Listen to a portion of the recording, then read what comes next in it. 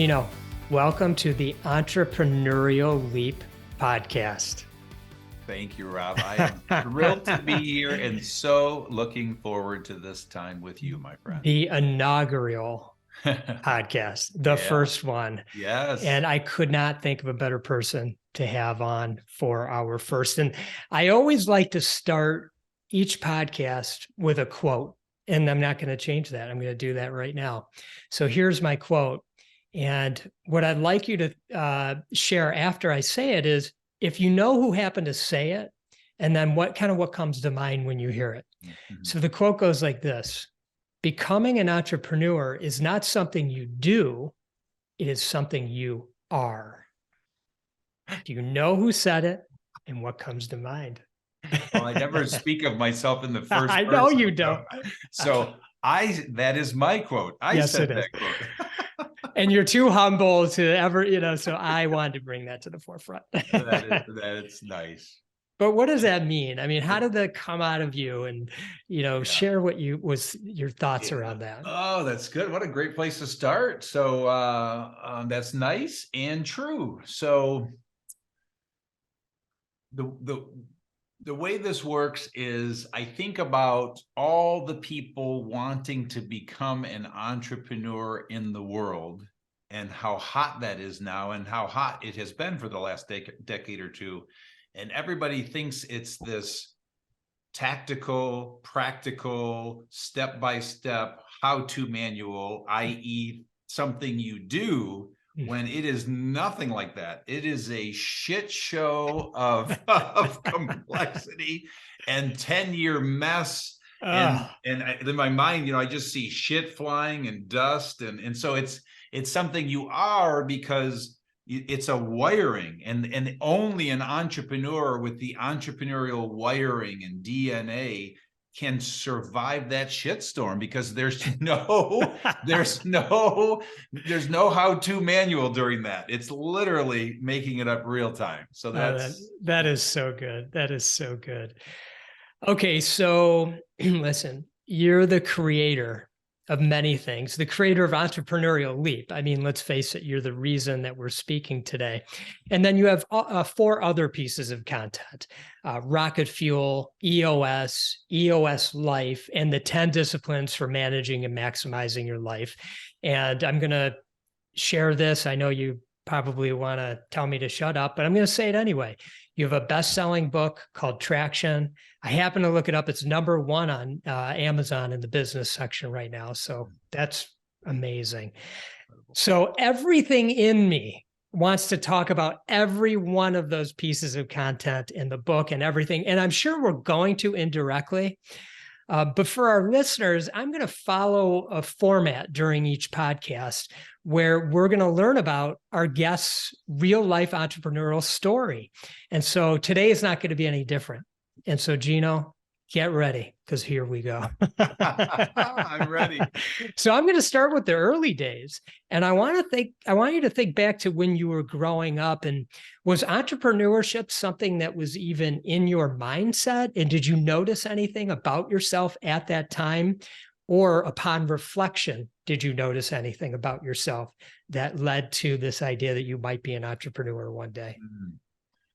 So here's the best way I can describe that, because I don't think I really knew what an entrepreneur was and that I was one until my late 20s. So for me, my ultimate light bulb moment was probably 29 years old.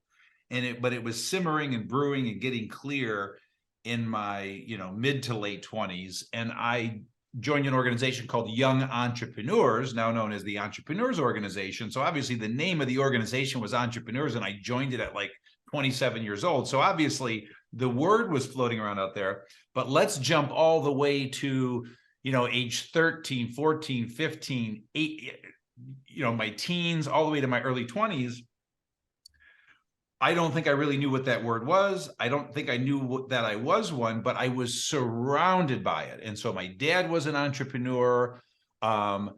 I have 15 cousins, and most are business owners and self-employed. And so it was like all around. And so it's almost like, a fish in water trying to explain water to a fish. It's like, what is water? I'm just sitting here swimming in this stuff. And I was literally absolutely crazy. I mean, I was a nut in high school. I was just a nut. And so I was exhibiting this kind of high, quick start, risk taker personality style. I was creative, lots of ideas, money making ideas since I was 13 years old, probably younger if I think about it. So I was doing and being all of these wacky things that was an entrepreneur, but had no idea that that was an entrepreneur. And then holy cow, shoot forward to, mid to late 20s, realizing that, I'm not crazy. This is normal. This is a thing, and you can harness this energy. That's when it was like, whoa, there's no turning back, man. I know exactly what I'm going to be and what I'm going to do in the world. Back when you were younger, did any of those money-making activities, did you ever take action on them, or do you remember any of them? Oh, I mean, a bunch of them, so as simple as, my paper route. Yeah. For those that don't know what that is, that's where you delivered a newspaper house to house. I mean, that was 9 years old. I've got a paper route. I'm collecting money, cutting lawns, shoveling snow, selling fireworks. That was 10th grade. Wow. I would drive to Ohio, buy fireworks, drive back and sell them. Selling stained glass that my brother would make, that was 18, 19 years old. So just ton of money. But yes, I definitely made money with all of them, and some lasted a day, some lasted a week. But absolutely. Now in the book, there is a list of what is called 6 essential traits of an entrepreneur. And I'm going to read them real quick. They are visionary, passionate, problem solver, driven, risk taker, responsible. I'm sure you haven't heard them before. No, I'm just kidding. Obviously, you had something to do with that. But as you reflect on those 6, did you notice at some point, as you reflect, that you had those? Oh, that I had those. Well, so when you say at some point, I don't know if I know how to answer that, because those 6 essential traits came clear to me 6 years ago, after 30 years of working with entrepreneurs. And so they just kind of bubbled to the surface, and then a whole bunch of research and trials and tribulations and back and forth. So 6 years ago is when it really came to me. Prior to that, I used all of those words to describe me in various different ways. I exhibited all of those traits in various different ways. I just never put them all together in one definitional package that is an entrepreneur. Mm-hmm. Okay, so just sticking with your youth a little bit longer, what were you like in high school? And did you take a track towards college or not college? No, I did not go to college, and I barely went to high school. So I wanted to say, when I was in high school, here's what happened in high school. So I skipped a lot of school. So high school was a blast. I mean, it's just crazy. I was at the perfect time for somebody as crazy as I was, who would have revolted from structure, any form of structure. So I was in the loosey-gooseyest high school you could ever imagine. And like literally would just come and go as I please. I felt like I ran the damn school because I knew everybody. They knew I was crazy. They let me get away from half the stuff.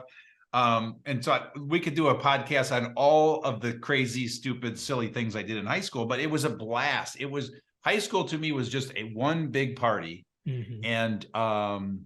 And it's just an absolute blast. Now, with that said, I did graduate high school. I barely graduated high school with a solid 2.3 GPA. I remember sitting with my counselor he's saying, you're not going to graduate. I said, no, I'm going to graduate. You're doing the math wrong. So I knew exactly the least amount I needed to do to survive high school. It was so great. And so we're having a debate, and I said, your math is wrong, do the math. And then at one point he does his math and he looks up to me realizing I'm right. And he goes, all right, you're right. Because I was failing this one class. And I said, listen, I can fail that class. I'm going to graduate. Do the math. 2.3 GPA. Oh my God, that is so good. Now, as you look back on those times, were there Was there anything impactful, a challenge or something along those lines that you believe led you into entrepreneurship or later being successful in business? I don't know, because I'll give you like the really fast version. And what I realize as I look back is I just think it was a bunch of experiences that led up to an aha moment, because my first real job was being working in a party store. And that was most of high school. And then from there, I went to work in a machine shop right out of high school, and I worked in a machine shop for 3.5 years. And then I saved up $8,000 to then go take my entrepreneurial leap. And I was going to open a corporate travel agency. And I went to work for a corporate travel agency for 6 months and realized there's no way in hell I'm doing this. And then I started investing and buying and selling real estate, and had real estate agents doing me favors, and decided I'd get in real estate so I could keep the commission. Then found myself in real estate, selling real estate. Did that for 3 years, was very successful at that, and then took over a family business. So I say all that, there's no point in there where the word entrepreneur came up, or there was this light bulb moment, or this thing that happened. But when I look back at every single one of those experiences helped me toward getting clear on what I was good at, what I was not good at, how to spend my time, the selling corporate travel. I was selling for the first time. I realized, hey, I'm really good at selling shit to people, so that was like a light bulb moment. So now it was a whole bunch of different stuff that led up to, and then taking over a family business, starting at the bottom, working my way up, selling my dad's products door to door, taking over the product sales division, then taking over client services, then becoming a trainer, then working my way up all the way up to taking over that business. I learned so much through all of that. And then running the business, being the integrator to my visionary father, watching him in action as an entrepreneur, just kept getting clearer and clearer and clearer and clearer. And then again, like I said, right around 29, it's like, all right, I think I know what I am and how I want to spend the rest of my life. Interesting. And what are your feelings on people working in certain industries that they think they might be interested in possibly getting into their own business before actually jumping in? Yeah, well, 100%. I mean, whenever I'm mentoring an entrepreneur, that's one of my pieces of advice is, when you realize the kind of business that you want to start or build, best thing you can do is go find somebody who's in that exact business and go work for them. Go work for them for free for a year. It's better than any college education, better than any education you'll get. Hopefully you'll get paid, but nonetheless, just attach yourself to that entrepreneur, work your ass off for that entrepreneur, learn that business, which is what I did in the corporate travel agency, and realize, holy shit, there's no way I want to be in this 2% profit margin business that is competitive as hell and excruciating. So that's the other side of it. You're going to realize whether you really love this industry or you don't. Then shoot forward. I took over a family business in the training industry and educating and teaching people. And that's when I'm like, whoa, this is why I'm here, man. I love teaching, educating, turning the light bulb on for people. So fortunately, I found my way into a family business that was in the perfect industry for me. And when you're in a family business like that, where it's already operational, would you consider that entrepreneurial, or what is that? Well, there's two answers. Okay. So yes, it's entrepreneurial if you're the second or third generation that take it over, take the helm as the visionary, and grow it to the next level. That's not really what I did. I was the integrator to my visionary father. Certainly I was doing a lot of visionary things. Certainly I was doing a lot of entrepreneurial things. I had to do a complete turnaround of that business and completely re-engineer that business, but he was still the visionary, and I was still calling on a lot of his influence, ideas, insights. So you're an entrepreneur when and if you take over that business, the family business, take the helm and grow it to the next level. If you go to work for the family business and you're a working stiff, for lack of a better term, so I was the integrator, or let's pretend you're the head of marketing or the head of sales or the head of operations, then you're working for the family business, and there's no shame in that. There's nothing wrong with that, but that does not make you an entrepreneur. Mm-hmm. So in the book, there's this section around the day in a life of an entrepreneur. There's the dream and there's the nightmare. Mm-hmm. And I'm wondering if you can share your story, maybe just one of them. I imagine there's more than one, not of the nightmare. Mm.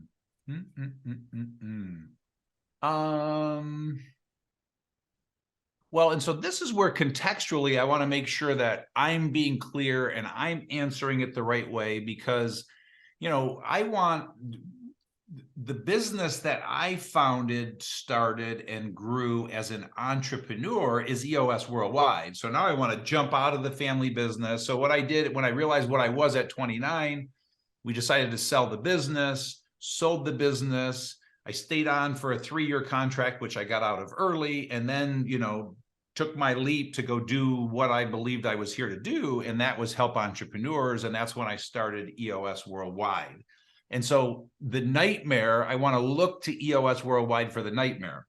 Now, the reason I'm saying that is this is really important. I had the luxury of working with many entrepreneurs over a 5-year period before I ultimately decided to leverage and grow the business. So I had a ton of experience on how to avoid the nightmares because I was teaching entrepreneurs how to avoid the nightmares. So every once in a while, I may go back to the family business to point out a nightmare that I learned from that hellacious experience that I was able to bring forward to head it off at the pass for me as an entrepreneur and certainly for all of my clients. So I think one of the nightmares,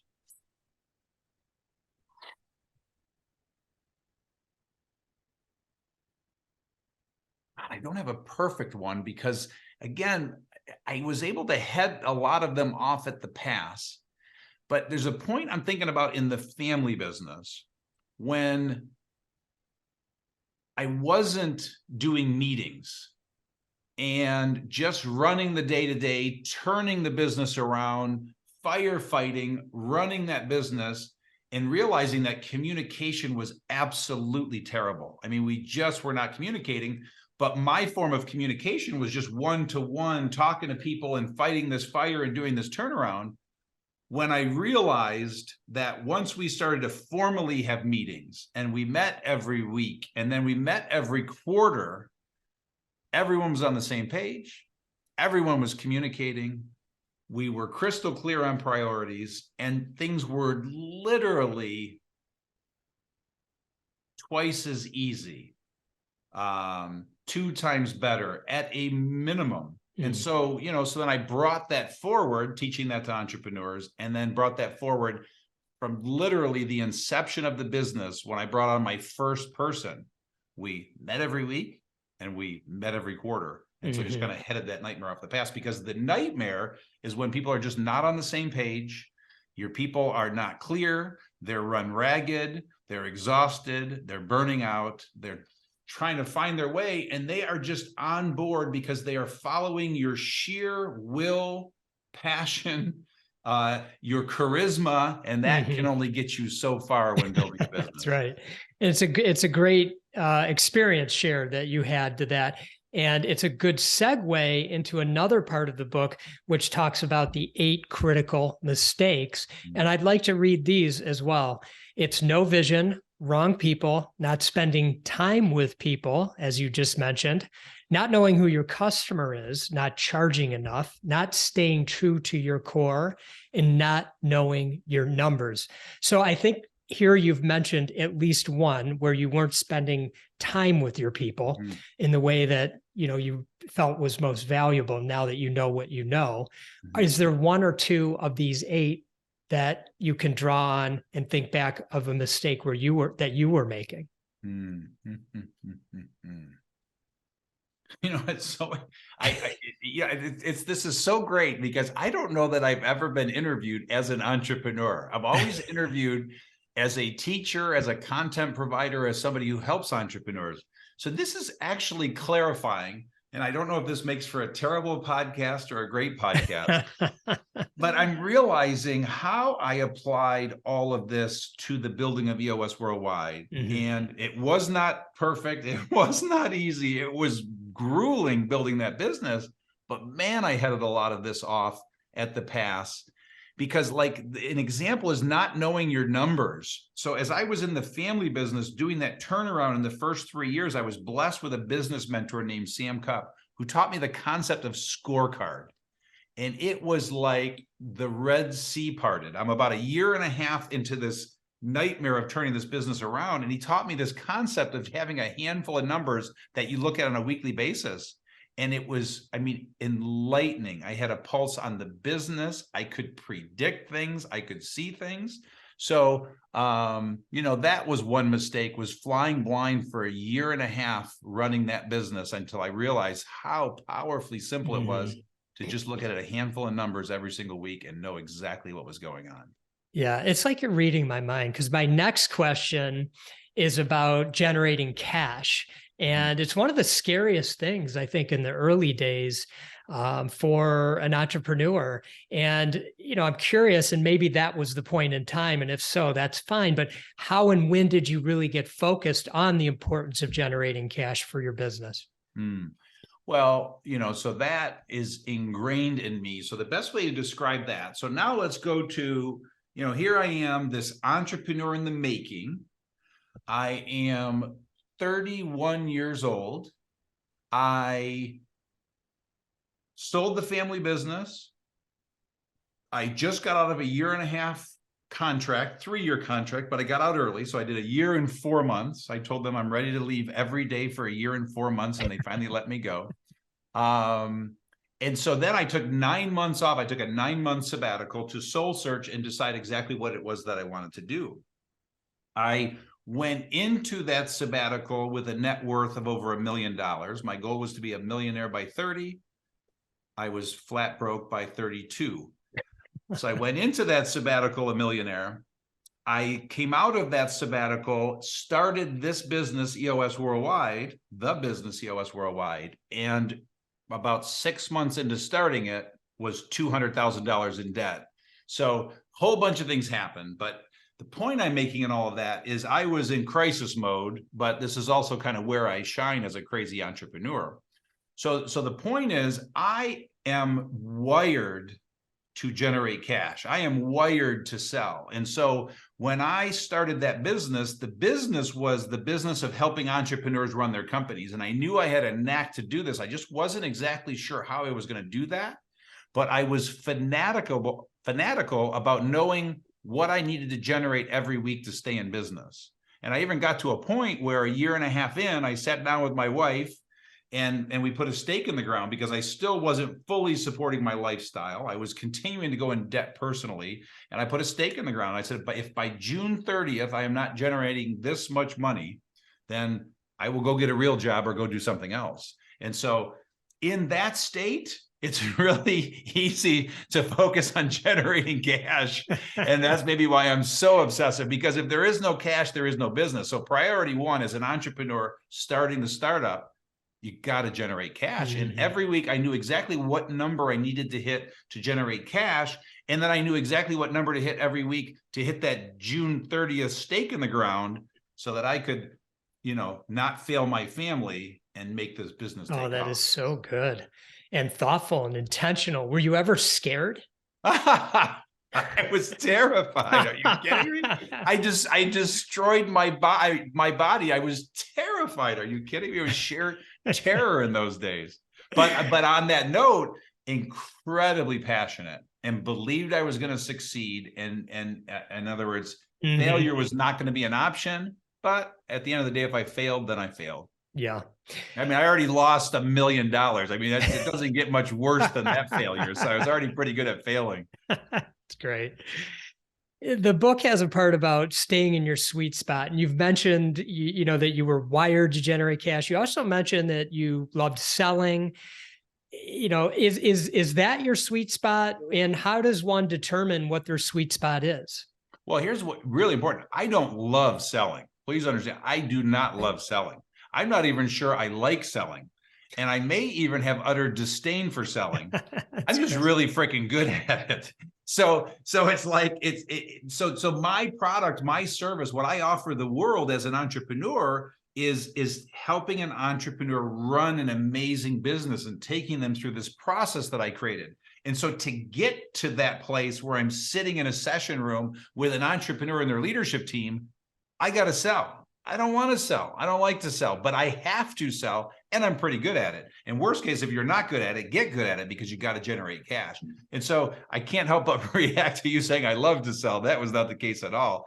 I'm a trained salesperson. You know, it's not natural. The family business I took over was a sales training company. So I'm a very well-trained salesperson. I have a knack for it. I'm good at it. And I want to get to the good stuff so bad with every client that I can muster up the skill and ability to sell to get to that wonderful place of impacting a life.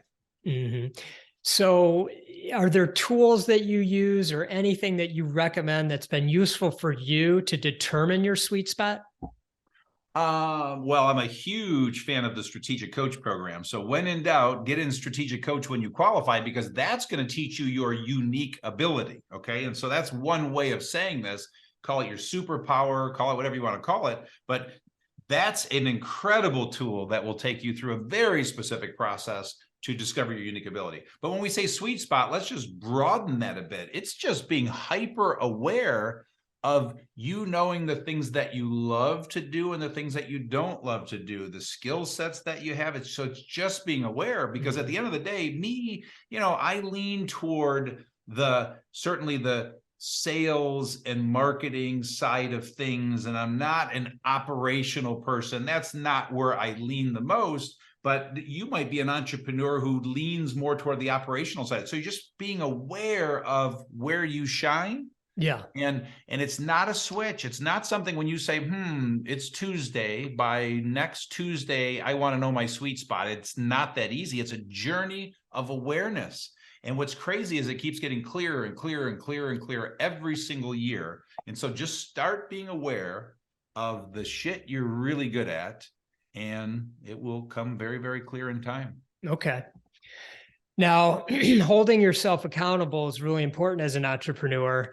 And I'm curious for you, especially in your early days when you were just getting started with EOS worldwide, what does it mean to hold yourself accountable, and just your own personal experiences around, did you ever find yourself tricking yourself? Like you were doing something that you thought was important, but it's really because you didn't want to do the really important thing? Well, so let me do this, because there's three things that are coming to mind. And that last thing you said there, just don't let me forget to answer that. Sure. Because I feel compelled to go back to sweet spot for a minute, because I don't want to lose sight of this very important point. Because one of the things that I have been masterful at is, the awareness I have of my sweet spot. Literally since I was 23 years old, and I am now 55. So we're talking about 32 years of doing this. I have been doing what I call delegating and elevating. So with clarity in my sweet spot, I keep elevating myself to my sweet spot and then delegating things that aren't. And so every step of the way, now let's go all the way to the day I started that business. When I started that business, it was little old me creating this program, the EOS process, finding clients to then take them through this process. And I created that and developed that and built that clientele over a 5-year period, and then decided to leverage it. And then I took it to the world and found a perfect partner that was my integrator. And as this organization kept growing and growing, every step of the way, I kept delegating away the things that were not my sweet spot and staying in my sweet spot. So like I can remember 2 years in, 3 years in, my wife taking over my bookkeeping. I hate bookkeeping. I still can't read a P&L or a financial statement to this day, and I've seen 1,000 of them. So when she took that over, all of a sudden I went to another level, freed up time to go further to my sweet spot, more energy. And then you can just play that out every step of the way from little old me to now shoot forward in time. There are 650 EOS implementers in a 750 person organization with 200,000 people running on that system. It's just constantly letting the stuff go that you don't love, doing the stuff you do love, staying in your sweet spot. So that's what I've done. And that's a big part of how I've gotten to where I wanted to get. So I felt compelled to go back there. Now I'm going to go forward to holding myself accountable. And holding myself accountable, also interesting in that I'm a fanatic about numbers. As I shared with you, I learned about scorecard. And so for me, little old me, when I started that business as an EOS implementer, I didn't call it that at the time. I came up with this formula that I realized, 4-2-1. And what I realized is that if I met with, or I should say it this way, if I generated interest from one entrepreneur every week, and so this was a monthly number, 4-2-1. And so one per week. If I went on 2 90-minute meetings, I called it, literally met with one of those entrepreneurs, 2 a month, 4-2, I would get 1 new client every month. And so my mantra for 5 years, little old me, building my client, 4-2-1, 4-2-1, 4-2-1, 4-2-1. And so 4-2-1 per month translates into 1, i.e. warm lead, I called it, per week. And so every Monday when I started the week, I had to find a warm lead that week. And now shoot forward in time again. Here we are today, 22 years later, 650 implementers all over the world, all with their mantra 4-2-1, 4-2-1, 4-2-1, 4. So it still goes on to this day, but that's how I held myself accountable. Was I could not finish the week without generating 1, which would get me my 4-2-1. That is, and then so I can't good. remember the second part of your question. That's why I knew I would forget it by now. Yeah, I mean, I'm always curious, but I don't have a sense that you were doing this. But I think some people distract themselves with what they think is important and not work on the things that are really important because they really don't want to do those things. Yeah. So did you ever find yourself in that position? No. So this is Not the so one much. little advantage I have over most entrepreneurs. Okay. And so most driven visionary entrepreneurs, a startup entrepreneur, an entrepreneur in the making, they don't have a lot of follow through. And so I'm blessed with a little more follow through than most visionary entrepreneurs. So there's like 1 out of 20 of us that have a higher level of follow through.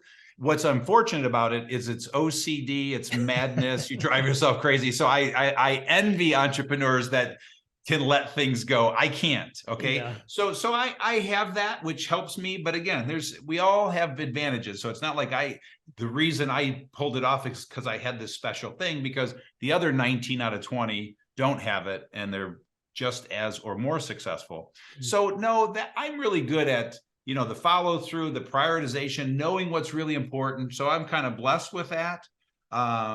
But no, on the other side, yeah, it's a constant challenge for a visionary entrepreneur because they're looking at 20 things every minute and they're not exactly sure which ones to, tackle first. And you mentioned a couple of minutes ago and earlier in our conversation, this idea of having an integrator.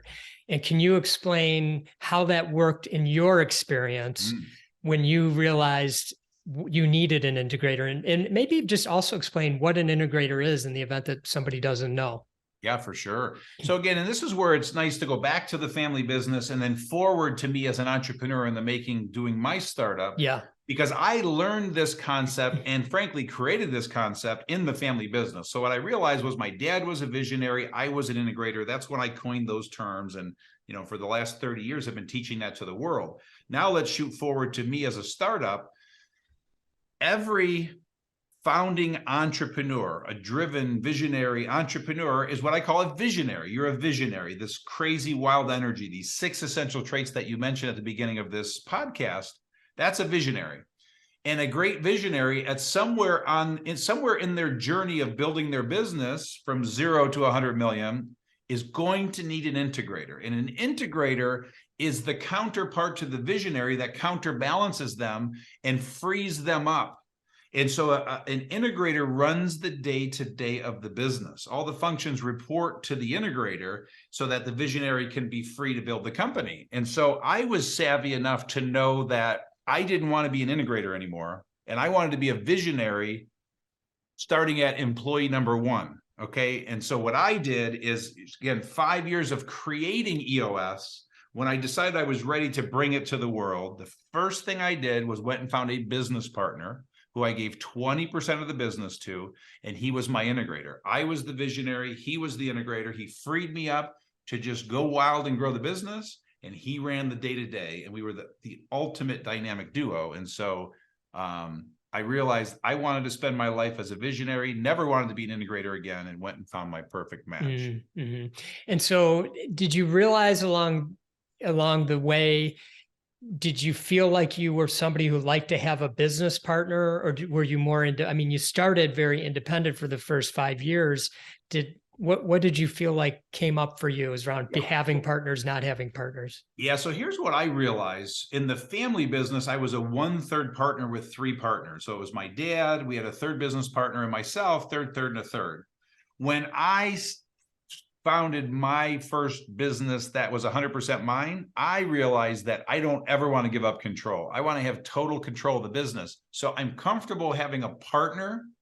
I just don't want to give up control. And so when I went out and found my integrator partner, I was very happy and willing to give him equity, but never give up control. And so that's why we were 20/80 partners. And what I did was, as we started, the first step was for him to go out and become an EOS implementer and reproduce all of my results. So our deal was, if in a year and a half he could pull off what I did, then we would join forces. He would get his equity, become my integrator. And that's exactly what he did. And so I just realized, and along the way, as I built the business, as we brought in other key players, I gave up more equity. And so ultimately, when I sold the business, I was up to like 63% ownership. And then the rest, I ended up giving my integrator an extra 10%. And then there were 2 other shareholders. But what I knew all the while is I was never going to give up control. I would have gone all the way to 51%, but never less, because I just had, at the end of the day, I want it on my shoulders. I want to make the final decision. I want to be in control. And that was just the kind of entrepreneur that I was. Was there ever a time when you were building EOS Worldwide where you felt like, I don't know if this is working, we got to go to plan B, plan C, plan D? It felt like often, but there's one really big plan B where we went from plan A to plan B, because I really thought we had a great plan A and I was in love with it and I was convinced it was going to work. So very specifically, what I realized the model is once I created this EOS process and realized that it's a matter of, now we just got to find EOS implementers, these people that love working with entrepreneurs, wanted to teach this system to them. My partner, Don, was the first one. And the idea was we would find these people and we would do a revenue share. They would pay us 15% of their revenue. And we would build this army of EOS implementers, take our 15% and build this really cool company. What we realized is that 15% of zero is zero. So the ones that weren't producing, and there were many in those days, and Don and I were killing ourselves trying to find EOS implementers. And there was a point, if you could fog a mirror, we'd bring you in. And I'm being a little extreme, but when I realized, so at the time we had about 20 EOS implementers, and there were a handful that were wildly successful. And so we were making our 15% from them. Then there were some in the middle. Then there were a handful, they weren't doing anything. And we are pouring our souls, our hearts, our time, our energy into these people. And it's like, we're getting no return. This is ridiculous. So what happened is I spend time in, so I go to a Starbucks once a week for 2 hours. I call it a clarity break. And in the Starbucks, it's when I get clear, and we are at the crux. Don and I were a year and a half into starting the business, and it wasn't working. And so I sat there pouring over what I call the dots, and I'm just looking at all the things that were working and weren't working in the business. And I read a book called The Starfish and the Spider, which kind of describes more autonomous organizations and more command and control organizations. And Seth Godin's book, Tribes. It's not like your audience needs to run out and read those books, but I'm just making the point that it was a lightning bolt moment after, and I think I spent the full day in the Starbucks on that one because we were failing. I mean, we were literally going out of business, and it hit me. And so then the model, what we changed it to is we changed it to a flat fee. They would pay us a flat fee every month, whether they generated revenue or not. We would charge for our upfront training. And so what we did is we charged a series of fees for them to come and pay to play in our system. And literally overnight, the model took off. So I stood in front of these 20 implementers, petrified, saying, you're all going to start coughing up this much money every month. But the ones that were really successful got a pay increase. So literally one of them, the most productive one, literally like $60,000 less a year they were paying. So he came up and he said, "Thank you. You just bought me a Mercedes." So he was excited, but he's the only one. You can imagine the 7 or 8 that weren't paying anything where their eyes popped out of their head and said, "Holy shit." So, 3 or 4 left. The ones that weren't producing rose up. And it literally, it was like an overnight, the business took off from there. And it was terrifying presenting to them because I thought they were all going to leave, but for the one. And then again, as I keep saying, shoot forward in time. Now there's 650 of them. Yeah. Okay, a quote. Same thing as before. Do you know who said it and what comes to mind when you hear it? It goes like this, quote, "You are the culmination of books you read and the people you hang around with." I'm setting you up. Come on, I'm setting you up. So here's the thing. In fairness, that's not entirely my quote. That quote has been quoted like by 10,000 different people. So I don't know where it goes back to, but it almost seems like every great quote goes back to like biblical times. So I don't want any credit for that quote, but it is true. What's most important is it's true. And so I love that somebody said, you lay down with dogs, you get up with fleas, or, it's hard to fly like an eagle when you're surrounded by turkeys. So it's like the opposite of that, which means if you're surrounded by eagles, you're going to become an eagle. So read great books, be around great people, you will become great, but you're hanging around with, anyway, you get the point. Yeah, that's so good. And, you mentioned earlier one of your mentors by the name of Sam Cupp, who I know is sadly no longer with us, but had such an impact on you. But when did you realize that a mentor would be valuable for you? And then how did you go about making it happen? Yeah. So, so what's so ironic, going back to my story, is, I had utter disdain for formal education, academia, and could not wait to get out of school. But I'm a fanatic for learning. I am a sponge. I have read more books, taken more classes and seminars than you could ever imagine. And so my point in all of that is, couldn't wait to get out of the school system to educate and learn the way that I like to learn. So I got the learning bug at like 21 years old, and I just couldn't get enough. So, all of those seminars and books and learnings were all forms of mentoring. So I feel like the answer to your question is I learned that in my early 20s, but my first official mentor, somebody who formally took me under their wing and said, "I am going to teach you everything I know," was at 25 or 6 years old, and it was Sam Cupp. So I heard of mentoring through all my reading and learning. I understood what mentoring means or meant, but the first real formal experience was then with Sam Cupp. And so when you would meet with your mentor and maybe future mentors, what would you like? What was the process? Like, what was your responsibility in the relationship, and what was the mentor's responsibility in the relationship with you? Yeah. So what happened is our first get together was just a get together. It wasn't like a mentor recruiting interview. It was he and I getting together to just talk. And we genuinely fell in love with each other. It's like I saw the wisdom that he had, and he saw that I was a sponge for knowledge. And so he saw the opportunity to transfer his knowledge, which is what every mentor wants to do.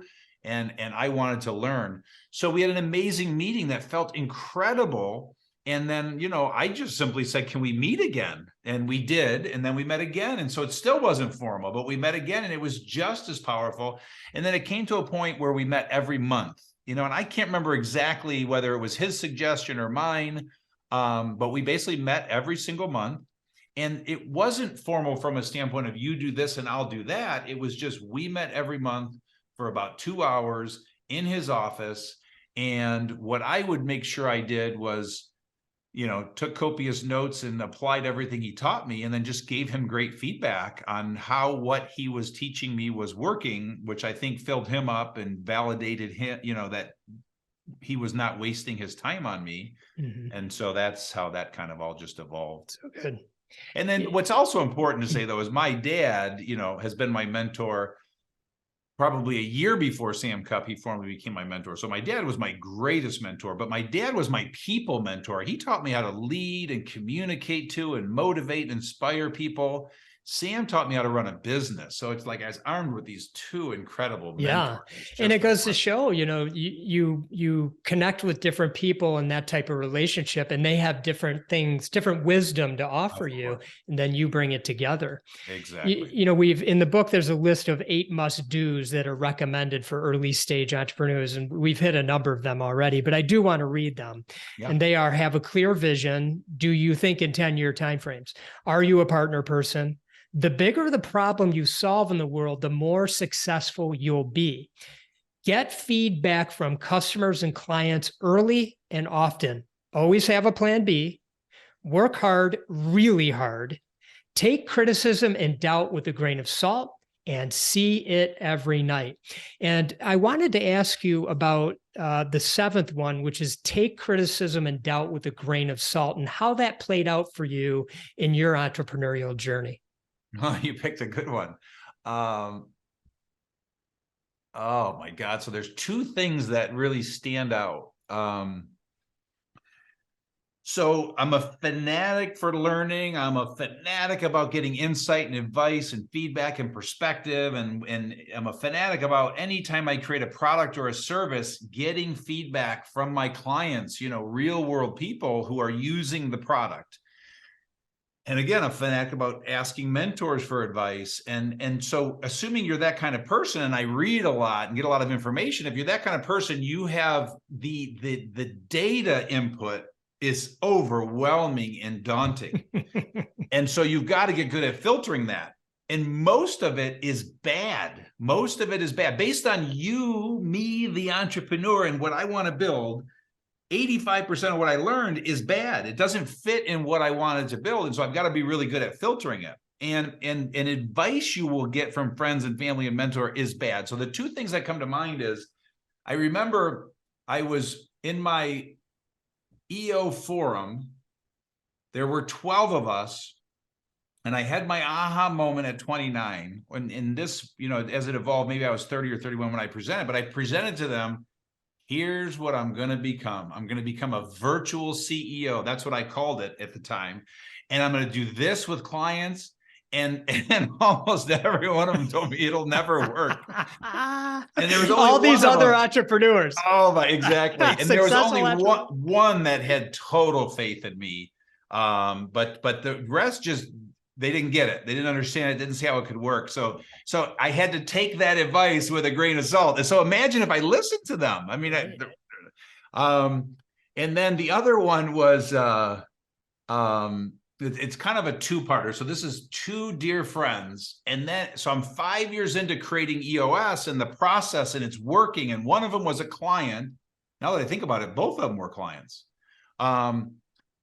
And the one that was a client, I said, here's my vision. I am going to leverage this, and I am going to build an army of EOS implementers. And he said, Gino, there's no way. Nobody can do what you do. It's not replicatable. So if I would have listened to him, you and I would not be on this podcast right now. And then when I created when I put it all on an electronic platform for the world to have access to and self-implement, the other client said that could never work, So you just take it with a grain of salt. You're going to get lots of bad advice. And then I realized, family members and friends, they're all just trying to protect me, so I got to take it with a grain of salt, because some of them are so fear-based. It's really not good advice to be asking.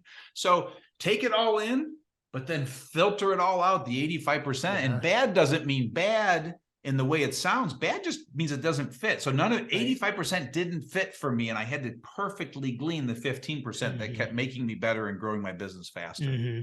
It's a talent to do it, to really find the 15% and get really clear about what it is you exactly need. So don't give up on it. I would say to entrepreneurs, keep asking. That's an important part of the process. I have a couple last questions I wanted to ask you. And the first one is, nowadays, there's so much hype that the media gives to successful entrepreneurs. And, there's a TV show, Shark Tank, things like that, that we see. And I'm just curious, what you think about the impact that is having on people who are considering taking an entrepreneurial leap. And does it seem like it's like almost like being a movie star these days, like you're going to be famous or something? And just love your thoughts on that. Yeah. So, so now I'm going to do my best to answer this as an entrepreneur. Yes, exactly. Who started my business and built it. I wouldn't have needed Shark Tank, and I wouldn't have needed any of that. Okay. So I'm not knocking it. But here's why I wouldn't need it. Okay. Because here's the type of entrepreneur I am. I have never and will never have debt. Okay. So I built the business grassroots, groundswell, bootstrap. And so when I talk about being $200,000 in debt, that was $200,000 in personal debt in my personal life due to past sins. Never have I taken a loan, an investment in my business, ever. Not interested. So the point is, I'm a bootstrap entrepreneur. I would rather it take twice as long to build it, but I have total control and own 100% of it myself before I will get a loan or sell some of it to somebody. So obviously with Shark Tank, that's where that flies in the face of that. So I'm not going on Shark Tank because I don't want their money. I don't want to be beholden to them. So Don and I built it from the ground up, and I personally love that. I want it to be a grassroots, groundswell, referral base, and just kind of a steady eddy growth. And to me, it just feels more solid. And then the last point is, I never wanted any accolades. Like I don't want to be on the top 5,000 fastest growing this. And so there's a great quote in Good to Great that just warms my heart. And I claimed it for myself because he says, the greatest business in America will never know, because it's some $10 million business that's highly profitable that doesn't want to be known. And that was us. I mean, that's what I sold. I sold that $10 million highly profitable business. I don't want to be on anybody's radar. I don't need the accolade. I just want to make an impact on the clients. And that's it. And that's all I care about. You don't need to put me on a list. I don't need it. So anyway, so that's just me, little old me, and I'm not alone. But then there's some that they want to be on the cover of the magazine and they want to be on TV. I'm not going to knock any of it. Que sera. Everybody's different, but not for me. Yeah. Were there any programs, you mentioned EO, other organizations, you mentioned Strategic Coach, anything else that could be helpful for an entrepreneur who's taken the leap or who's thinking of taking the leap? Yeah. Well, there's lots of stuff. But again, I can only speak from experience. And Strategic Coach made a huge impact on my entrepreneurial life. And I'm a 25-year student of that program. So that would be evident by that. EO was incredibly impactful. I mean, the EO is near and dear to my heart. I was an 8-year member of that organization, and it made a huge impact. So those were the biggies, and I don't think there's a close third. So those were the ones that had an impact for me. What about a book or two? Well, I always recommend, any entrepreneur in the making must read Think and Grow Rich. Okay. I mean, that's like you have to understand the mindset and the psychology. So Think and Grow Rich by Napoleon Hill. And then let's jump forward to, now you're an entrepreneur and you're building your business. I'm not going to recommend any of my books, but I recommend you read them. It's really hard for me to say that, but it's true. I mean, this is what I wrote all this stuff for, but I'm going back to the books though, that really had an impact on me as an entrepreneur coming up. And, so right now I'm choosing between a handful right now and really trying to think about the one that really,